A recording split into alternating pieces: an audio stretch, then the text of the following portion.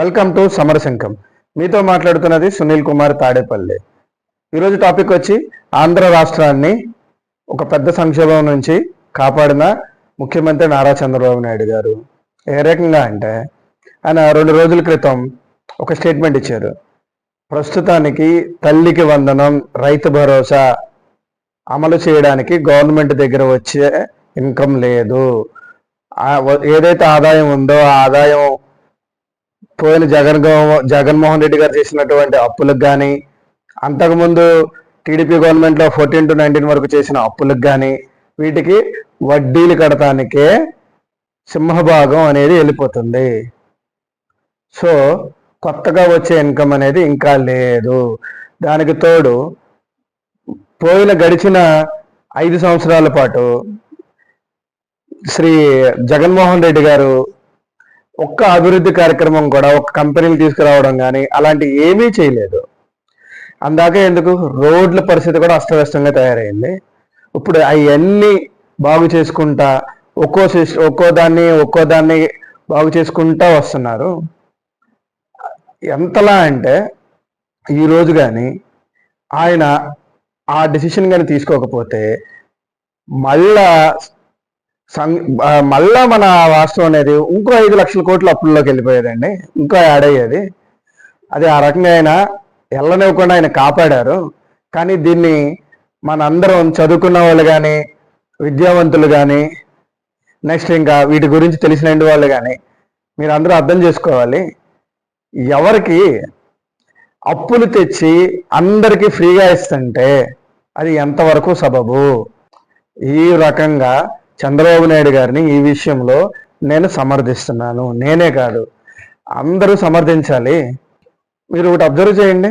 ఆయన అధికారంలోకి వచ్చిన తర్వాత 6 నెలల నుంచి ఇమ్మీడియట్గా రంగానే పెన్షన్ పెంచారు. ఆయన ఆ మాట ఇస్తున్నది నిలబెట్టుకున్నారు. నెక్స్ట్ ఆ గ్యాస్ సిలిండర్లు ఫ్రీ అన్నారు, దానికి చేశారు. కానీ ఇప్పుడు నెక్స్ట్ ఇంకోటి ఉంది, సూపర్ 6 హామీల్లో భాగంగా ఇంకోటి వచ్చి లేడీస్కి ఉచిత బస్సు అని చెప్పన్నారు. నా ఉద్దేశం ప్రకారం ఆ ఉచిత బస్సు అనేది తెలంగాణలో అట్టర్ ఫ్లాప్, కర్ణాటకలో అట్టర్ ఫ్లాప్. లేనిపోంది ఆడవాళ్ళకి ఆశ చూపించి వాళ్ళని బస్సుల్లో కూర్చోబెట్టి వెయిటింగ్ చేపించి నిలబడి వెయిటింగ్ చేపించి ఇలా చేసేయాలని వాళ్ళని ఇబ్బంది తప్పించి వాళ్ళని ఇబ్బంది పెడతాం తప్పించి దానికి ఎటువంటి యూజు లేదు. కుదిరితే ఆర్టీసీ ఛార్జీలు తగ్గించండి, అందరికీ కలిపి ఆ రకంగా అడుగులు వేయండి. ఇంకోటి తల్లికి వందనం, రైతు భరోసా, ఈ కార్యక్రమాలు చేయకుండా ఉంటే చాలా మెరుగు. సంవత్సరానికి 8,000 కోట్లు అండి. 8,000 కోట్లు, 5 సంవత్సరాలకి 540,000 కోట్లు. ఎవరికండి అయ్యి? ఒక అభివృద్ధి లేదు, ఏమీ లేదు. ఈరోజు ఆంధ్రప్రదేశ్లో రోడ్లు వేయడానికి డబ్బులు లేక ప్యాచ్ వర్క్లు చేస్తున్నారు. అలాంటి సిచ్యువేషన్లో ఉన్నాం మనం.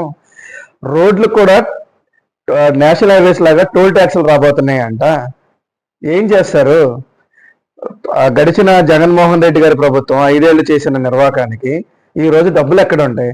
ఆయన అనుకున్నది ఏంటి? వచ్చేసరికి ఎంతో కొంత ఉంటాయిలే అని చెప్పి అనుకున్నారు. ఆయన ఎంతో కొంత చేద్దామని చెప్పేసి. కానీ ఆయన వల్ల కావట్లా. ఆయన ఈరోజు ఈ డెసిషన్ చేసుకోకపోతే బోల్డ్ అంతమంది గవర్నమెంట్ ఎంప్లాయీకి సెటిల్ చేయాల్సింది ఉందండి. బోల్డ్ అంత ఉంది. ఆయన మొన్న జీపీఎఫ్ ఒకటి సెటిల్ చేశారు. ఆయన లాస్ట్ గవర్నమెంట్లో వైఎస్ జగన్మోహన్ రెడ్డి గారు తీసుకున్నటువంటి ఈ జీపీఎఫ్ మొత్తం వీళ్ళ అకౌంట్ ఖాళీ చేశారు. ఆ అకౌంట్లో డబ్బులు వేశారు గవర్నమెంట్ ఎంప్లాయీస్కి. నెక్స్ట్ వాళ్ళకి ఇంకో పిఆర్సీ రావాల్సింది ఉంది. వాళ్ళకి అన్యాయం జరుగుతుంది. అది కాకుండా టీవీ ఛానల్లో కూర్చొని చంద్రబాబు నాయుడు గారు మోసం చేశారు, ప్రజలను మోసం చేశారు అనుకుంటే ఏమండి? సో నేను చెప్పొచ్చేది ఏంటంటే అందరం చంద్రబాబు నాయుడు గారికి ఈ విషయంలో జనసేన పార్టీ కానీ, బీజేపీ పార్టీ కానీ అందరూ సపోర్ట్ ఇవ్వాలండి ఆయన తీసుకున్న డెసిషన్కి. మిగతా జనాలందరూ కూడాను ఈరోజు ఆ డెసిషన్ తీసుకున్నారు కాబట్టే రాష్ట్రం అనేది ఇంకా అంధకారంలోకి వెళ్లకుండా ఉంది. యూట్యూబ్ ఛానల్స్ వాళ్ళు, మిగతా వాళ్ళందరూ కూడా బాధ్యత తీసుకుని ఆయన చేసిన దానికి సపోర్ట్ ఇవ్వండి.